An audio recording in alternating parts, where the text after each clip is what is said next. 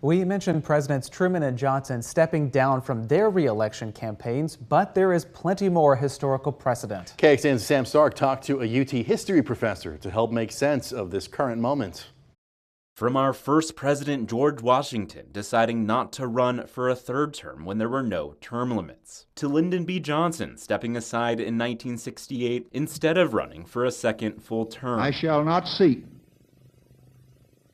and I will not accept the nomination of my party for another term as your president. UT history and public affairs professor Jeremy Surrey says there are several examples of U.S. presidents deciding to withdraw to give other leaders a chance. I think this is actually a return to historical precedent. Surrey said sitting presidents in the second half of the 19th century consistently did not run for a second term, many of them believing it was in the best interest of the country to turn over leadership. They wanted their own party to win, but they wanted it to be someone other than them. So there is a long American tradition of stepping aside. Surrey praised Biden's decision as a boon to democracy. He came to the conclusion that actually many of the voters who he cares about actually would prefer to see someone else. They're concerned about his age. They might like his policies, but they're concerned about his age, and he's not forcing his way through.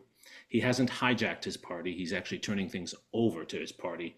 That's how democracy is supposed to work. While the general election is less than 4 months away, Surrey said it was only recently that Americans knew their party's likely nominee before the convention. I want to remind everyone is before really the 1970s, we would go into conventions not knowing who the nominee was going to be.